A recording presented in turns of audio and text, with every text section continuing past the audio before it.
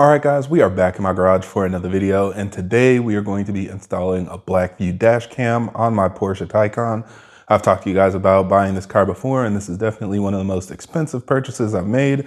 So, of course, it's important for me to protect it, and thankfully, Blackview has been sponsoring the channel for a while, so we're going to be installing this Elite 8 dash cam on my Taycan so that we can get recording in the front and the rear of the car, so at any time when we're driving or while we're parked, we're fully protected and have recordings of anything that may happen. So I'll show you guys how to install it in this video. And as always, I'll have my link in the video description. So if you guys want, you can check out the different options they have and use my coupon code to get 10% off of your order. So thank you guys for using that link. Keep in mind, it is an affiliate link, so it does help support the channel. And let's go ahead and hop over to the car. I'll show you guys how it's done. So hopefully you guys find this video useful.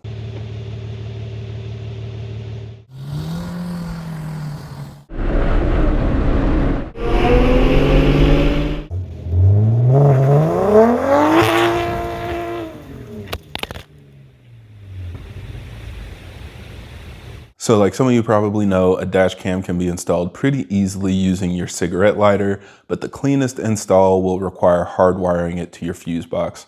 That way you won't have any unsightly dangling wires inside of the cabin, and it will also enable the dash cam to record while parked.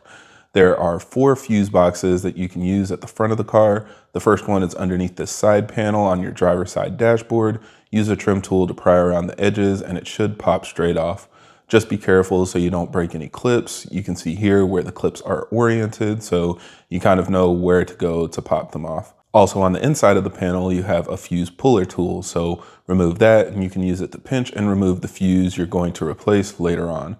You can see here a small row of fuses that you can use, but it also has this convenient ground nut that we'll be using, and this is the perfect spot to route and tuck your wires that are going to the windshield. Next, we're going to access the lower fuse box. This panel also just pulls straight out, so again, use a trim tool to pry around the front edge, and then it pulls off pretty easily. Here again, you can see where the clips are located to give you an idea of where you need to pull.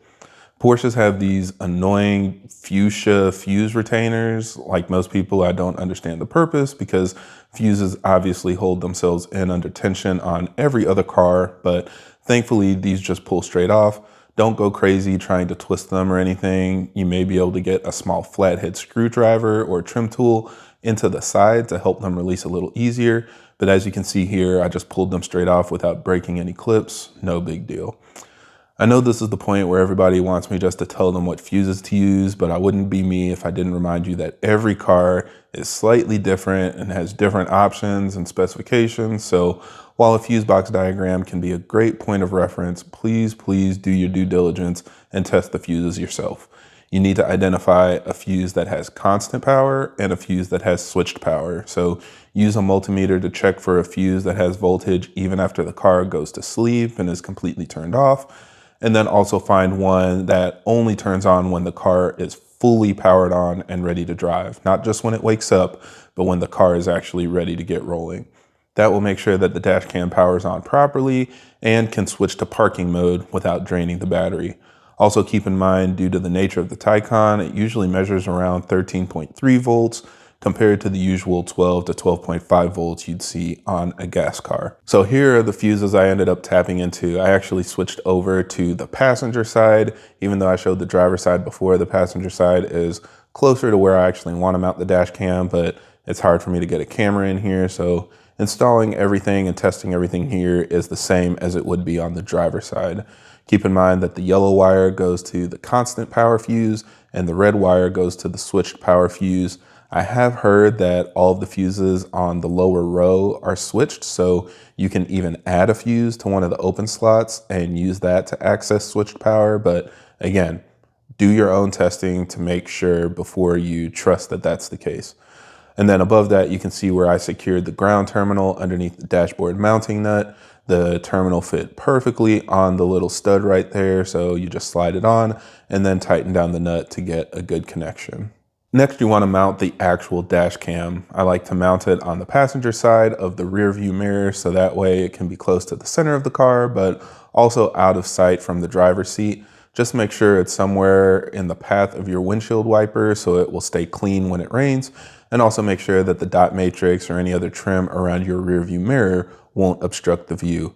I like to install this VOFO film that I've used in the past, so I'll have that also linked in the video description. It's completely removable, it just kind of clings to the windshield, but when you install the dash cam on it, it avoids leaving like residue from the double-sided tape on the glass if you ever decide to swap your dash cam or move it around or anything like that. So because I know in the future we're going to be adding tints, I like using this so it'll be easy to remove and reinstall without making the windshield dirty. So go ahead and peel off the backing and then stick the dash cam onto your windshield. Make sure you hold it for a good 10 to 20 seconds to help it stick properly. Next, we're going to tuck the wires. Go ahead and plug both wires into the dash cam, the power, as well as the rear camera wire. I like to twist them together just so they stay tight and kind of minimize the mess that you see inside of the cabin. And then we're going to go ahead and one wire at a time, start tucking it underneath the headliner trim just above the dash cam. It should just push under pretty easily. I start with the thicker power wire and then do the thinner rear camera wire so that, it's a little bit easier. But if you do need any help, you can also use a trim tool just to kind of pry it open and give you a little more space to push the wires back there. Then for the power wire specifically, it's going to go straight down to the fuse box. So tuck it behind the A pillar along the door seal edge. And then you're going to remove this lower trim panel next to the dashboard where you can tuck some extra wire underneath and just put everything behind the dash in that big open area. So that'll hide any extra wire that you have coiled up. And then you're good to reinstall the dashboard trim as well as the footwell trim panel. For the rear camera, take your time and kind of work that wire. Continue tucking it all the way underneath the headliner towards the back of the car. Starting with kind of the front door opening, we're going to tuck it underneath the door seal. Then work your way along the top edge of the B pillar. And then, of course, keep going all the way along the top of the rear door opening, again, behind that door seal, and keep going back towards the C pillar. Now, on the rear of a Porsche, there isn't a lot of room, so I did drop the rear seats just to get a little more access. Find somewhere along the top of the rear glass that you can mount the camera. I like to install it as high as possible so it gets good rear visibility that isn't obstructed by any rear wipers, and especially the trunk. Since the trunk sits so high, you want to be able to get the camera as high as possible so it can see anything, especially if the worst were to happen and you got rear-ended or something. That way it has the best chance of getting a clear picture of a license plate. Again, we're going to install it with the VOFO window film since we're going to be putting tint on in the future, and I want to make this easy to remove. So install the film and then stick your rear camera onto the glass. Hold it again for 10 to 20 seconds to make sure that it's secure. And then we're going to plug in the rear camera and start tucking the wires just like we did before. Work your way towards the front, starting with the top of the headliner, and then work your way back towards the C pillar along that top edge. And then just to make it easy, when I got to this point, all I did was tuck everything behind this seat trim at the bottom of the seat pillar. You can do this step wherever you want, depending on, where you run your wires or where you have the most space. Some people like to run the wire all the way back to the front of the car and also tuck it behind the dashboard as well. So it really just depends on your preference. But in a car like this, there's a lot of room back here and it just tucked under pretty easily. And yeah, it's as simple as that. Again, the overall process is pretty much the same for any Porsche, or really any car. Once you access the fuse box, all you need to do is make sure that you find the right fuses to tap, then tuck all your wires behind the car wherever you have room, and then install your dash cams in a good location where you can get good front and rear recording without any issues. So highly recommend going this route. Again, I will have my dash cam links in the video description, so shop with me. I'll keep that updated as I test more dash cams in the future.